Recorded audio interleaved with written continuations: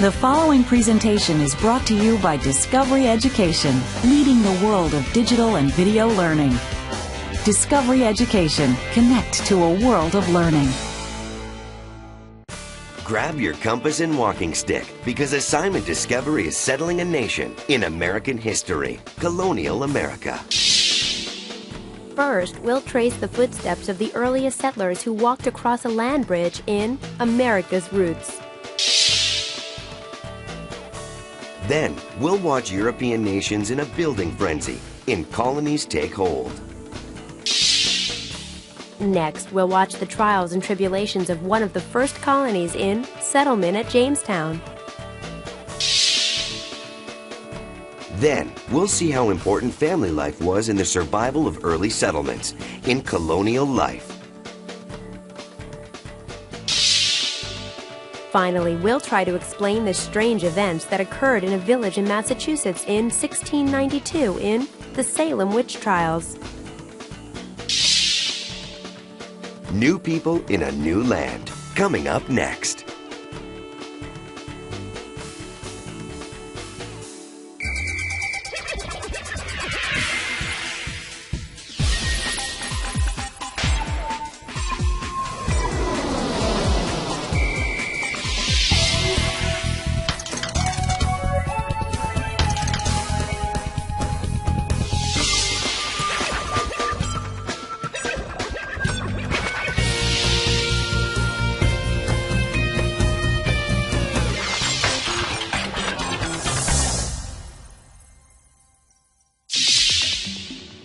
As you watch the first half of this program, keep these questions in mind. How did Renaissance ideas influence the creation of American government? How did religion influence the formation of colonies in the Americas? The influences on American culture and government stretch far and wide. Asian nomads arrived first on our continent, and Europeans immigrated later to North and South America. More recent immigrants from nearly every country in the world have arrived, bringing their beliefs and traditions. Could anything make you leave your home and travel to another country? What? Perhaps like if someone lives near a desert, they might want to move someplace near water. My parents once said, like, if people ever had to be drafted into the army again, then we would move. A really sudden change in government, like one of our rights got taken away. If my dad's job decided to move him overseas. Well, if there was another depression maybe, like there was in the 1920s, or maybe if there was a plague of some sort, a lot of disease. Irish potato famine that caused a lot of immigration to the United States of America. During Earth's history, there have been many ice ages. Most scientists believe that people first came to North America during one of these ice ages about 30,000 years ago. These people were Asian nomads who hunted prehistoric animals. Following the herds, they crossed a land bridge that connected Asia to North America. As the ice age ended, the glaciers melted and the land bridge disappeared into the sea. The people gradually spread throughout North and South America.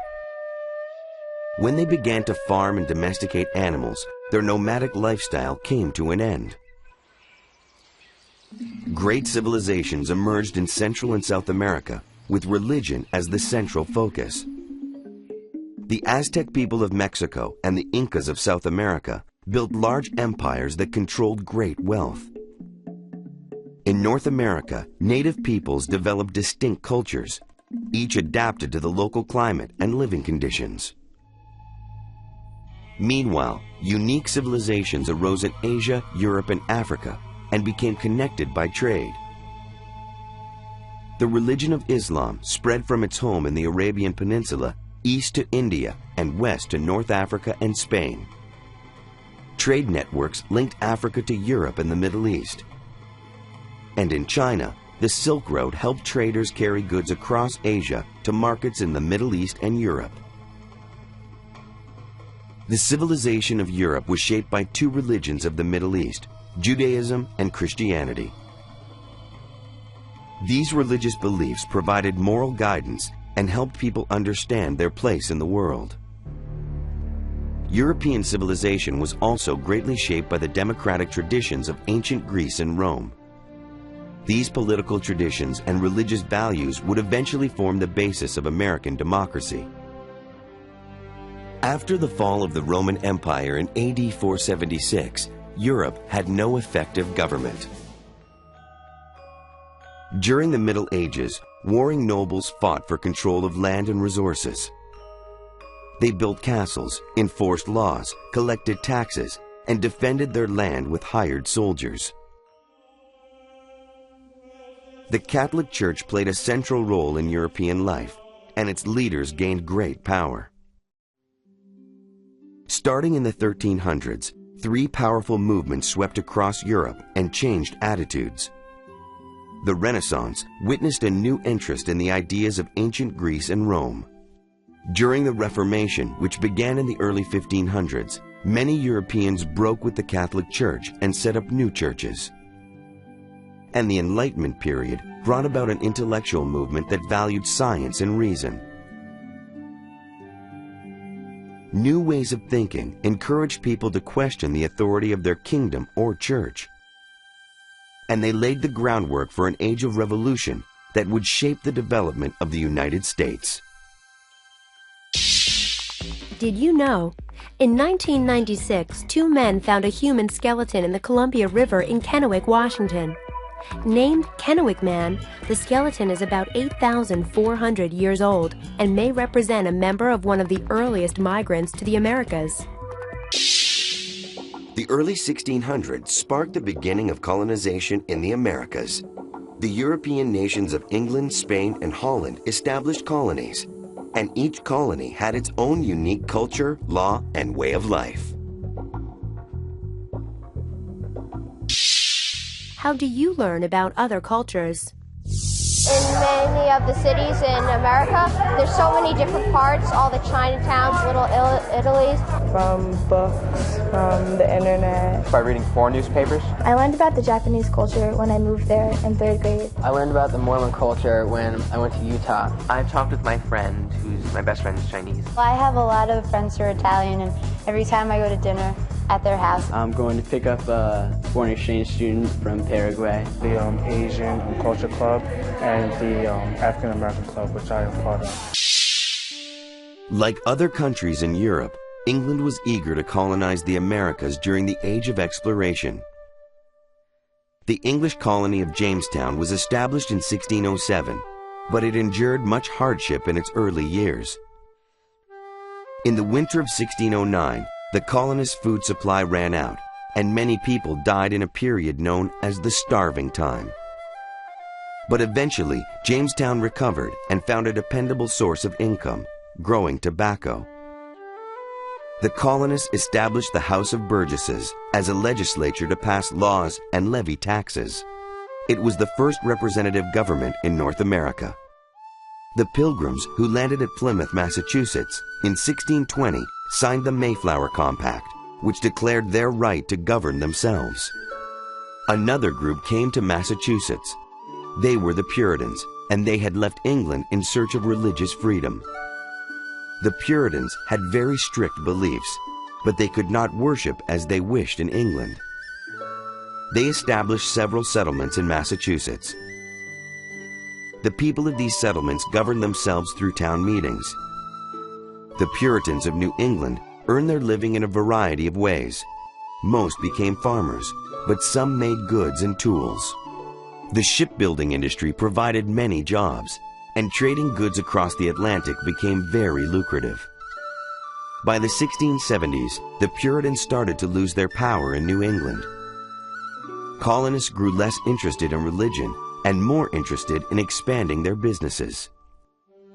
Big changes also took place in the middle colonies. In 1664, the English captured the Dutch colony of New Amsterdam and changed its name to New York. The Quakers, another religious group from England, settled in Pennsylvania. The Quakers established Philadelphia as their capital. They encouraged other European settlers to join their colony. By the early 1700s, more than 20,000 people had settled in that colony. Philadelphia and New York became the largest cities in the middle colonies. They enjoyed diverse populations and economies. Life in the South was entirely different. Growing cash crops formed the basis of the colonies of Maryland, Virginia, North Carolina, South Carolina, and Georgia. Tobacco, rice, and sugar were perfect crops for the region's warm, humid climate. But growing these crops required a large number of workers. Landowners brought enslaved Africans to the Americas to work on their farms. When farmers wanted to plant crops on more land, they encountered trouble with the Native Americans. But fighting and diseases took a large toll, and the Native Americans were gradually forced to give up their land. While the English colonies were growing, Spain was planting colonies in what is now the United States. Spain's original colonies had been established in South America, Mexico, and the Caribbean. Then the Spanish moved into what would become the states of Florida, Texas, New Mexico, and California. Roman Catholic missionaries played a key role in Spanish colonization. Their goal had been to convert Native Americans to Catholicism. So they established missions, religious settlements run by priests, to teach Native Americans about the religion. As each European settlement formed its own distinct culture and economy, they began to develop in very different ways. Those traditions influence American culture even today. You've been given all the information. Now it's your turn to discuss the questions. Take a moment to talk about the following. How did Renaissance ideas influence the creation of American government? How did religion influence the formation of colonies in the Americas? If you'd like to learn more about what you've just seen, go online or check out these books at your local library. As you watch the second half of this program, keep these questions in mind. Could Jamestown have survived without John Smith's leadership? What were the advantages and disadvantages of living in a small colony? The settlement at Jamestown got off to a rocky start, but strong leadership and determination helped the settlers throughout war, drought, and famine. After surviving tough times, Jamestown would thrive as one of Europe's first American colonies. How do you face challenges and obstacles? I think of an order of goals about how to get done. I see what the first obtainable goal could be, a short-term goal, and then I go from there and make choices depending upon the outcome of those goals. When I face obstacles, I like to turn to my parents or other adults that I trust that can give me good advice on things. I face obstacles and challenges with hard work and determination. I'm in the process of overcoming getting rejected to almost every college I've actively applied to. So I think laughing at it and putting on a strong face helps a lot. I guess you just face it head on and try and get through it. And then if it doesn't work out, you look back on it and laugh later. In the early 1600s, England was competing with Spain to colonize the New World. While Spain concentrated on exploring the area from Mexico to the south, England looked farther north to Virginia. The English founded a new settlement, which they called Jamestown, after their king, James I. The settlers were financed by the Virginia Company, a private group of investors looking to make money from riches in the New World. The English settlers brought their culture, ideas, and tools to this unfamiliar new land. Among the settlers was 27-year-old John Smith. On May 21, 1607, Smith and some other men from the settlement set out to explore the nearby river. As the settlers explored, they also traded with different Native American groups. From these contacts, they learned of the powerful Native American leader named Powhatan, a man who would become very important to the settlers' business dealings with the Native Americans. Smith and Powhatan agreed on a trading partnership. Native Americans would supply the settlers with corn in return for copper, tools, and beads. In January of 1608, Smith returned to the settlement to report on his alliance with the Indians. But he learned that more than half of the settlers had died of sickness and starvation during the many months he had been gone. Smith was accused of causing the deaths of the two men who had also been on the expedition. He was tried and condemned to death. However, before he was hanged, a boat full of settlers arrived. The new arrivals shifted the balance of power in Smith's favor. They had all charges against Smith dropped. He was elected president of the colony 9 months later. Within months, Smith's leadership paid off. He set strict rules, strengthened defenses, and encouraged farming. While Smith was sleeping one night, his own supply of gunpowder accidentally exploded. He was so badly wounded that he stepped down as leader and returned home to England. Smith's departure and a harsh winter sent a chill through the remaining settlers of Jamestown. Relations with Powhatan's people grew icier as well. The winter of 1609 and 1610 in Jamestown is known as the Starving Time. The settlers were reduced to eating their dogs and horses. The cats were next to go, leaving the rats. The settlers also fell victim to an even more relentless enemy, drought. The settlement had become a death camp. Fortunately for the settlers, a fleet of ships arrived from England with more men and supplies. The ships also brought a strong new leader, Lord Delaware, who was able to keep the feuding settlers in line. The drought ended, and the rainfall nurtured a cash crop of tobacco that ensured Jamestown's survival. Within a few years, Jamestown grew to a thriving settlement, its population over 1,000. On July 30th, 1619, a meeting was called in Jamestown's church. Settlers formed an assembly to make laws for the colony. They called it the House of Burgesses, and it marked the beginning of representative government in the English colonies. Now settlers could elect officials who could make laws to ensure the smooth running of the colony. Many historians see this as the birth of American democracy. Did you know Sir Thomas West, Lord Delaware, was England's first colonial governor, but he was also an explorer. He was the first one to navigate the waters and land around Delaware State, the Delaware Bay, and the Delaware River. Building a colony from the ground up was no easy task. Success depended on the colonists working together. Many colonies consisted of large families helping each other survive. Have you ever had to adapt to new surroundings? I was actually brought up in England, and when I was about 12, I had to move back to America. When I moved from the Caribbean to America, I had to get used to this, for one, the cold weather. Coming to a new high school was there just being a lot more kids. I came from a Catholic school, born and raised, very religious, and when I came here there were people from all different cultural backgrounds, religious backgrounds, and it was a big cultural shock. People in colonial America had to work hard to make a living. Without the labor-saving machines we enjoy today, they had to meet many of their needs for food, clothing, and shelter through their own effort. All family members worked together to carry out this work.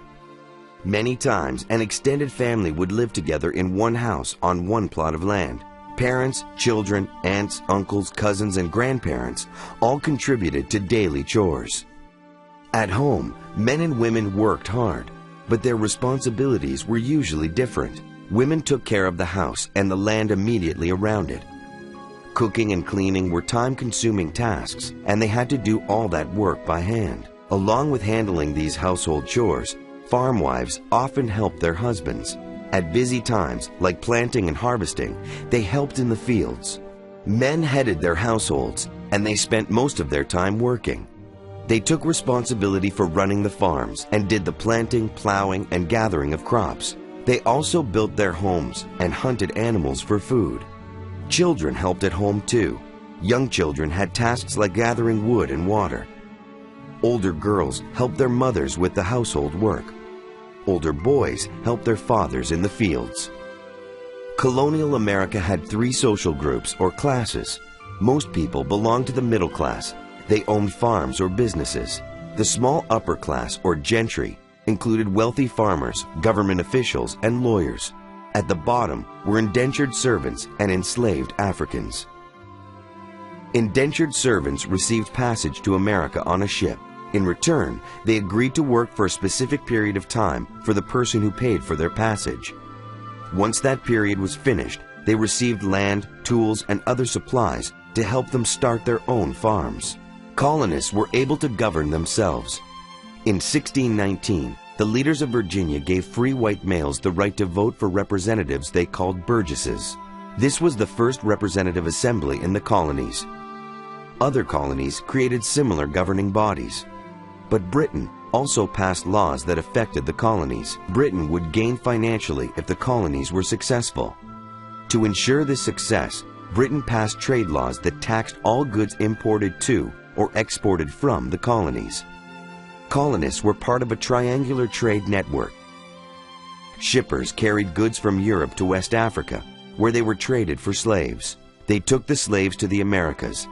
The people were traded for sugar and other goods. These were carried back to Europe.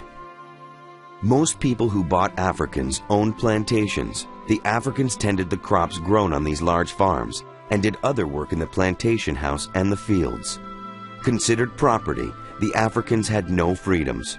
But this did not keep them from developing their own culture. African traditions influenced language, cooking, and music. Life in the colonies could be harsh. Farmers faced bad weather, drought, disease, and the fear of the unknown. But the brave people who first settled in North America would soon create a new nation. In 1692, the small town of Salem Village became the home of one of America's oldest mysteries. Girls became sick, and their illnesses were blamed on witchcraft. From that point on, fear took over and a witch hunt began. What makes you afraid? Things that makes me worried are probably not having my assignments and not knowing what's going to happen, not having control over certain situations. When I was 4, I was scared to go to the doctor because I was scared to get shots. When I was younger and I was home alone, it was really windy outside, making noises, and I was really afraid, so I called my mom and had her come home. When there's any one-on-ones or breakaways, when it's just the other person in the ball coming at me, there's a slight fear, I guess, that I have. I guess what scares me is mostly probably being alone, not having my friends with me, knowing that my parents would be there for me. Being humiliated, probably, in front of lots of people. Knowing I'm getting in trouble. That just gives me that cold feeling.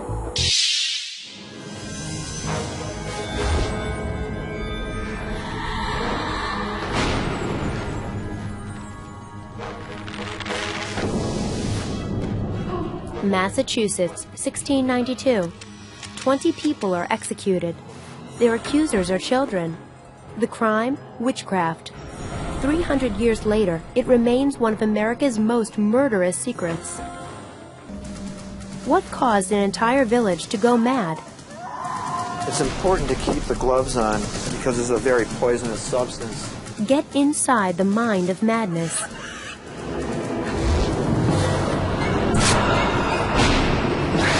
This place is creepy. Discover the secret truth behind the terror. What we have here is a 300-year-old political cover-up. The terror that was the Salem witch trials.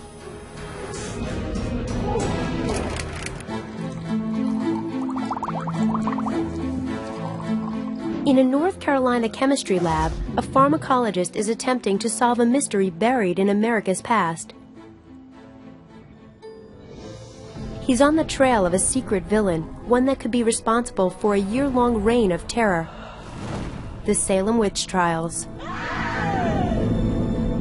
In the depth of winter in 1692, a few adolescent girls in Massachusetts began acting strangely.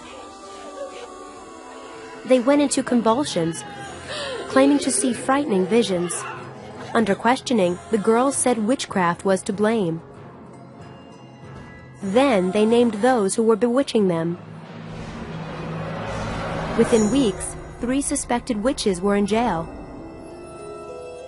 Before the year ended, 150 people had been accused.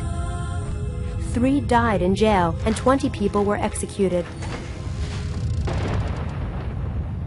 The epicenter of this spate of hysteria was a small village 5 miles north of Salem in a town now called Danvers. At the time, it was known as Salem Village. Only one house directly connected with the witch trials still stands.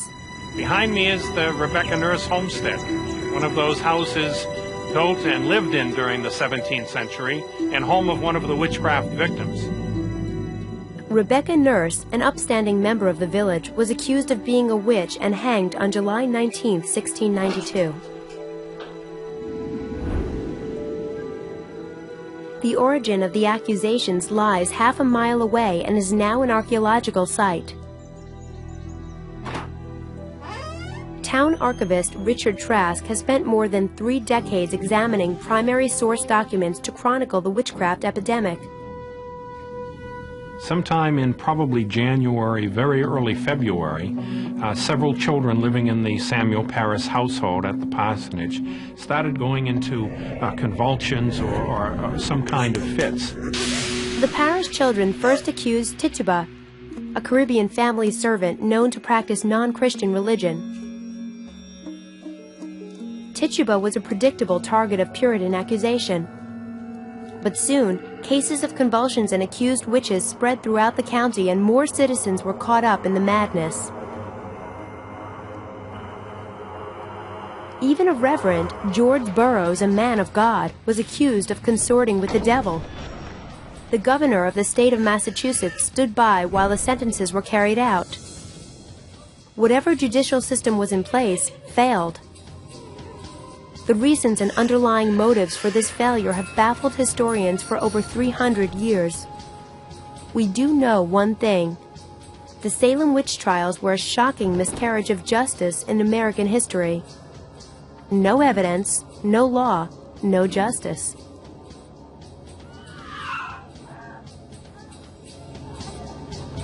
The person accusing the witch presented evidence that only he or she could see, the apparitions or the specters of the witches hurting them.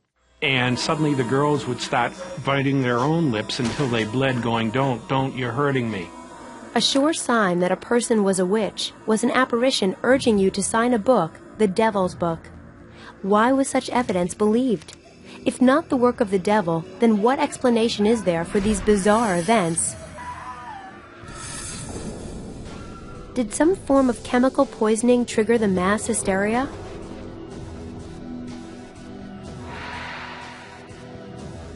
Or were the witch trials a simple matter of Puritan politics? Could what happened in 1692 somehow happen again in our supposedly more enlightened times? A team of experts will attempt to tell the true story of the Salem witch trials. Salem historian and archivist Richard Trask. Pharmacologist Nicholas Cozy. American historian Mary Beth Norton. And to bring the spirit of Salem back to 21st century America with a dramatic experiment in mass hypnosis, hypnotist John Pullum.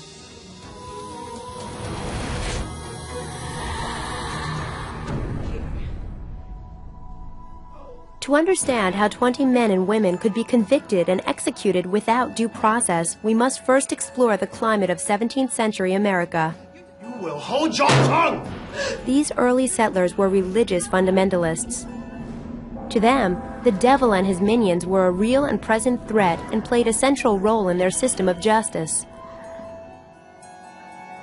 Spectral evidence is convincing to the court because what to us today is one of the most questionable aspects of the trials was, at the time of the original trials at least, possibly the most convincing part of the trials.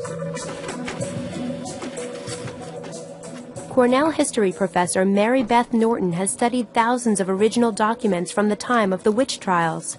In them, she found repeated references to something no one before her had ever noticed. What I discovered was that the New Englanders were totally consumed with fear of the Indian Wars. In 1692, the Massachusetts colonists were in the middle of a brutal war with the Wabanaki Indians. This was an epic clash of cultures, the genesis of a war that would rage for another 200 years. To the Puritans, this was tantamount to a fight with the devil. And in the early days of the Indian Wars, victory was not assured.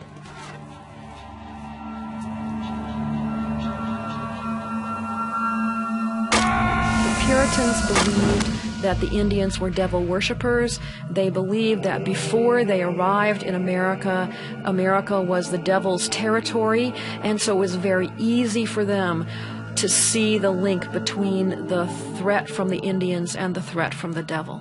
When the girls in Salem came down with these strange afflictions, many villagers must have felt that the war with Satan had opened up a new front. The crisis began to spread when other girls in the community also began to have fits.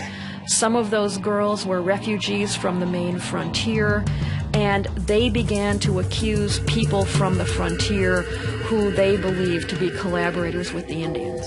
No story illustrates this motive better than the cruel demise of Reverend George Burroughs.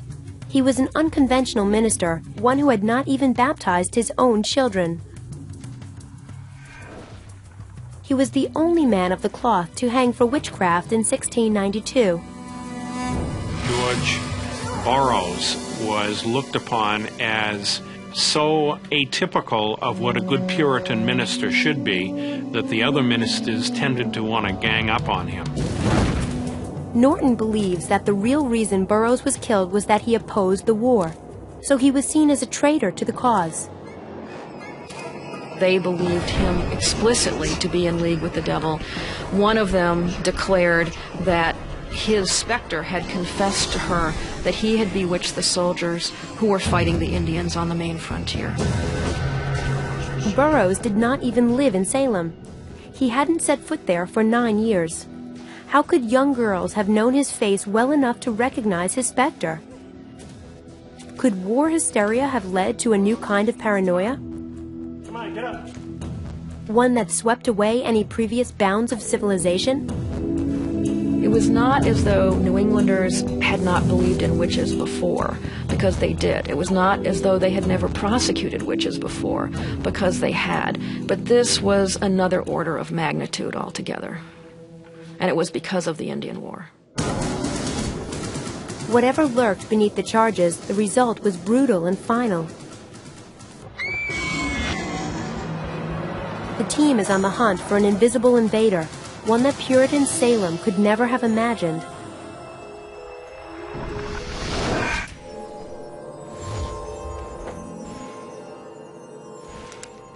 There's only one fact about the Salem witch trial that everyone agrees on, and that is that the hysteria began with the convulsions in a handful of teenage girls. These physical symptoms were the means that would justify terrible ends. But what could have sent the girls into such violent fits? The village doctor was sure this had to be the work of the devil.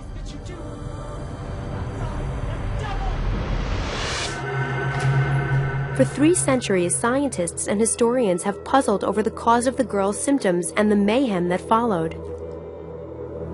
It's almost like every new generation comes up with a theory, and the interesting thing culturally is the theory that one generation comes up with often tells more about that generation looking at history from their own perspective than it necessarily does about the past.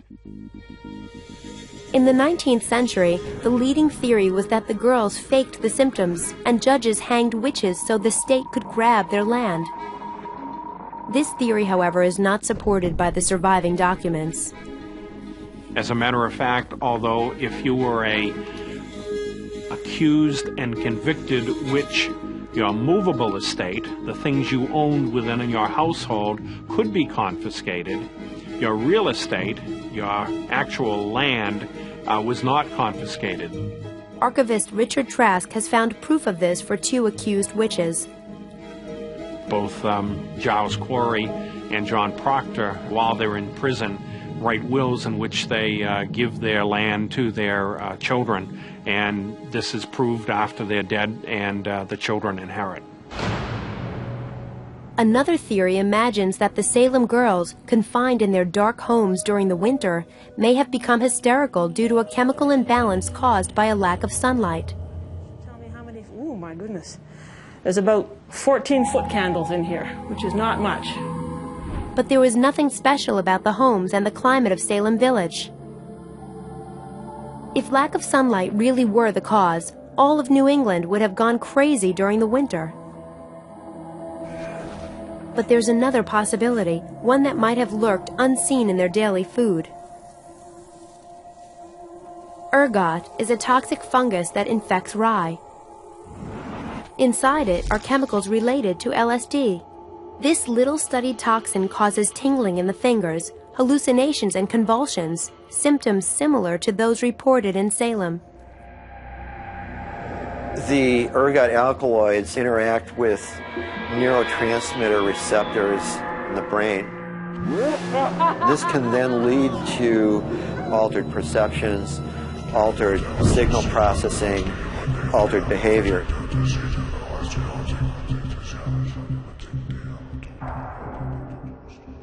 Could the girls have been bewitched by these poisonous chemicals? To find out, the team contacted its resident pharmacologist, Dr. Nicholas Cozy. Rye was a major crop in Salem, but the ergot fungus needs certain conditions to flourish. Ergot prefers wet summers followed by cold winters, and that seems to favor the spread of ergot the following year. Those conditions were present in Salem during January and February of 1692, exactly when the girls started acting strangely. But there's a problem with the poisoned rye bread theory. How could the toxic chemicals have survived the baking process?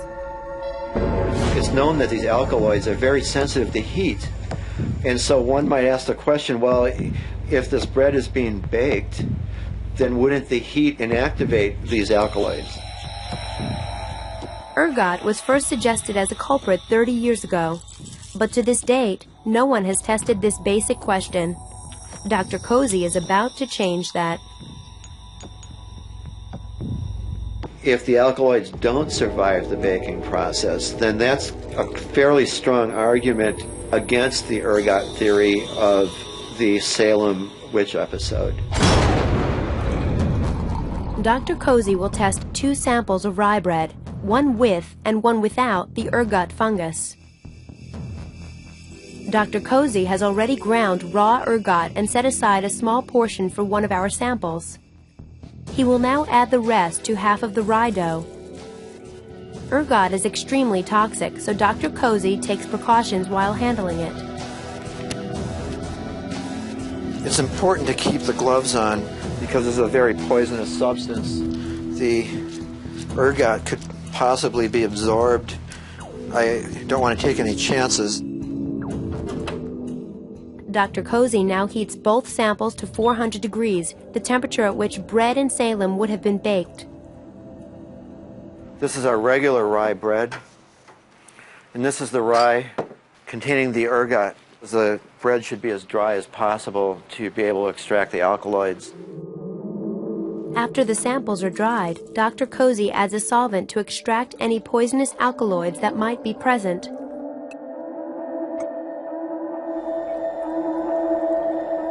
You can see that some of the vapor is starting to collect into this region.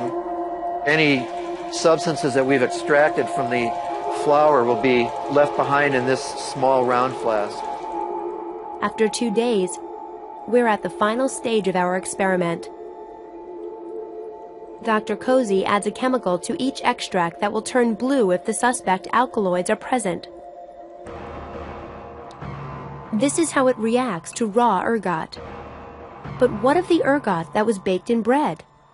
It's not as dark as the pure ergotamine, but clearly there is some bluish and purplish color formed, demonstrating that at least some of the alkaloids have survived the baking process.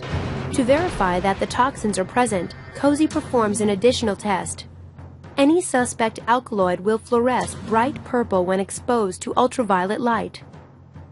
If the fungus has been completely destroyed, we won't see any purple under the UV lamp. Oh yeah. It does. It glows, it's still there. So this shows that the bread that was baked with the ergot in it still contains ergot alkaloids, even though the heat might have destroyed them. Clearly some of them have still survived. The team's bread baking experiment has shown that the ergot fungus could survive high oven temperatures. But is ergot poisoning really what happened in Salem Village more than 300 years ago? Ergot constricts arteries, cutting off circulation to the extremities. This produces tingling sensations in the fingers and toes. If prolonged, it can cause gangrene. If a person eats too much ergot, the tissue eventually will start to turn dark and then blacken, and if you bump into something, your hand will fall off. While some of the girls' symptoms could easily fit the description of ergot poisoning, nothing resembling gangrene was ever seen. Unless these people were consuming ergot on a continual basis, I wouldn't have expected the symptoms to last that long. And if they were consuming ergot over that period of time, I would have expected some of these other symptoms, such as the dry gangrene, which weren't present in Salem. Trying to blame the terrifying events in Salem on a single biological factor simply doesn't work. While our investigation has shown that ergot poisoning may have inflicted some girls early on, perhaps even triggering the hysteria, ergot could not have gripped a whole town for nearly a year. The terror that filled Salem must have had another cause, one rooted not in biology, but somewhere in the recesses of the human mind. Could something that lies dormant inside us all lead to such outlandish fabrications?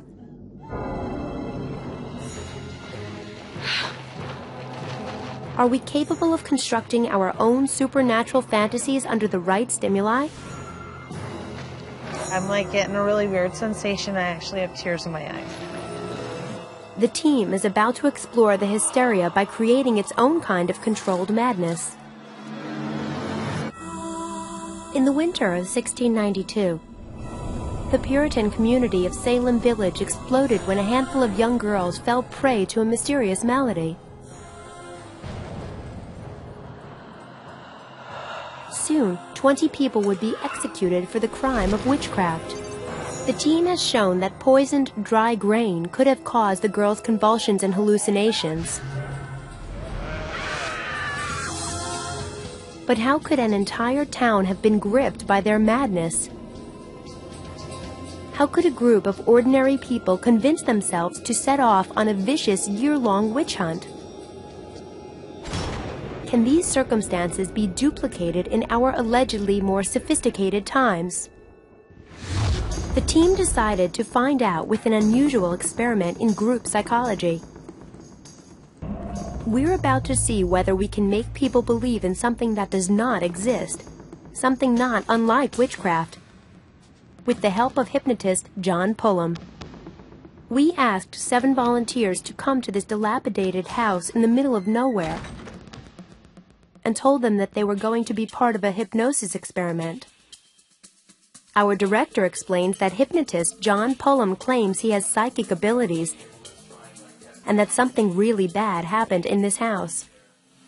There actually was someone who was found buried in the wall. The test is to see whether Pullum will pick up on the vibes, or so our cast thinks. The reality is that no one ever died here. This house is a movie set, and John has no psychic powers. There's a camera up there, there's a camera up there, there's a camera here, all right? John starts the experiment with his standard hypnosis routine. All right, so once again, take a deep breath in. Keep your eyes closed. Let your breath out.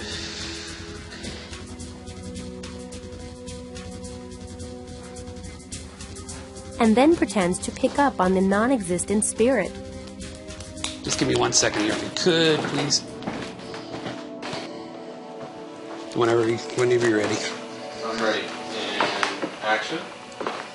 Okay, give me like 30 more seconds, if you could. Then we'll start. This technique is known as the power of suggestion. If John the psychic is picking up on something, will our subjects pick up on something too? This whole place is bad. I need time alone for 1 second. John pushes the tension by staging an argument within earshot. I know somebody's been killed here. You don't have to bullshit me. If this is... Give me a minute. Con, Give me a minute. Whoa. If you knew this stuff already. It's just, part of the show is the psychic. Did you get it now? Their curiosity is piqued.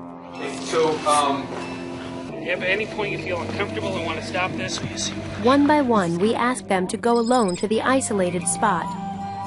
One that we're pretty sure is devoid of any psychic energy.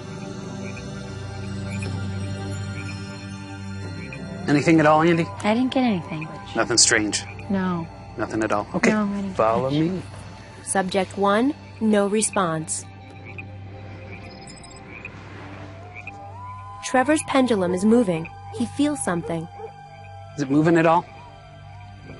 It was when the dogs were barking. Was when the dogs were barking and that was it? And then, like, every time they would break, it would stop.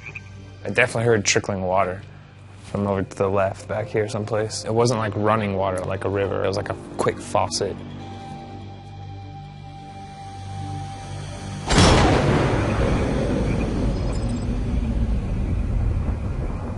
Like Trevor, Bronwyn also picks up on a sensation to her left. And I was sitting there, and I felt like a cold prick on my back. And I don't know, I tried to ignore it, whatever, and I wasn't sure what it is. And then all of a sudden, I felt like I should just be looking that way. And I thought I heard a conversation, like two little kids talking in the bushes. What? Like, Really? There's like a light across the way. He failed to mention this before. Yeah, for real, thanks. The group seems to be feeding off one another. Either the spirit is getting stronger, or Bobby is succumbing to the power of suggestion. Anything at all, Bobby? No, just my ears are popping. Ears are popping? Yeah. Actually just popping like an airplane. Yeah, like quite a few times, though, not just like once. And it started moving and stuff or it was going side to side and then in circles. And then my ears started popping out there, popped like 4 or 5 times. Yes is up and down. No is left and right. Are you a female? Are you female? Are you a female? Okay. Yeah, I'm like getting a really weird sensation. I actually have tears in my eyes. Okay. John tries to nourish the seeds of belief. You want to stop or are you all right? No, I'm okay. Is the spirit still in the house that hurt you? Is the spirit still in the house where we're all gathered that hurt you? Okay. So yes. Okay, let's go back. Whoa, that was weird. One more person. Grab your flashlight. That was crazy. We asked it, is that spirit still here that's in the house? Is the spirit that hurt you here in the house? And it started going the other way, back and forth for yes. And all of a sudden I just got like this huge feeling that overwhelmed me. My eyes like welled up and filled up with tears. And then that's where we stopped. But it was really, yeah.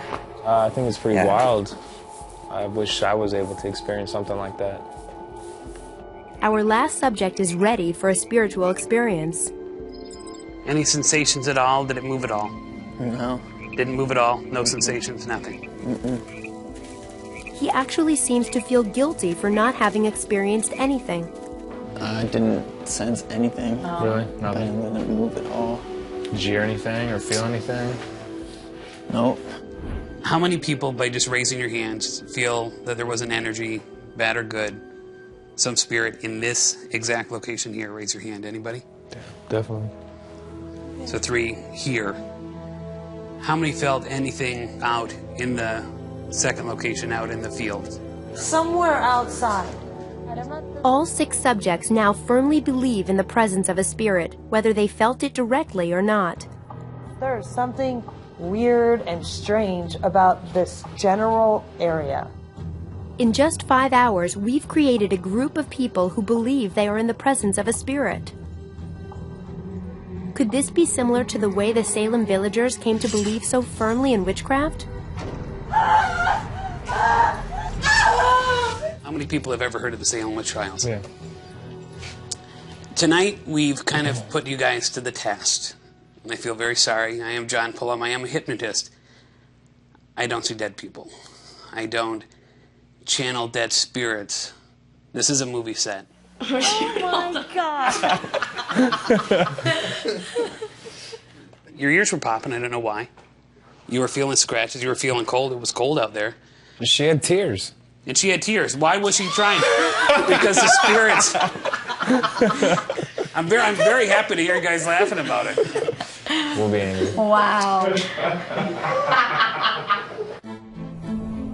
The team has shown how easy it is to warp the minds of an isolated group of people. Isolated like the villagers in Salem were 300 years ago. But there is one question that still defies analysis. Where were the checks and balances that the English legal system should have provided? Salem was part of the Commonwealth of Massachusetts. Checks and balances did exist that should have given the accused a fair hearing. But we know how fair their hearing was. What happened? What we have here is Puritan gossip run amok. Tongues were wagging everywhere. Stories were being repeated. Rumors were being wildly exaggerated. Small pits of misbehavior got blown up into major aspects of witchcraft. What was strange about the Salem trials was that the governor, Sir William Phipps, did not step in and put legal proceedings to an end, as he was bound to do by English law. But one team member found a hidden secret. As Cornell professor Mary Beth Norton scoured the archives, she found some unusual statements in the governor's letters back home. Phipps wrote to England in October of 1692, claiming that he had been fighting the Indians on the Maine frontier all summer, and he had only recently returned, and at the time that he returned then, he had seen what was happening, and he dissolved the court and ended the trials. I was suspicious of this. Professor Norton spent months fact-checking what Phipps said in his official correspondence and discovered he was lying. I discovered that he had in fact been in Boston almost all summer, and furthermore, in London, I found the records that proved that he had met regularly with the judges of the court, who were also the members of his advisory council. So he had to have known everything that was going on, and he had to have been complicit in the trials.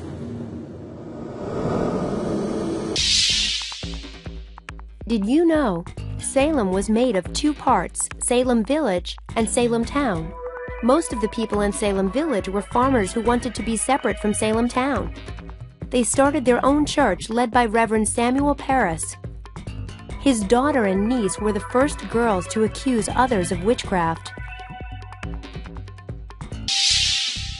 You've been given all the information. Now it's your turn to discuss the questions. Take a moment to talk about the following. Could Jamestown have survived without John Smith's leadership?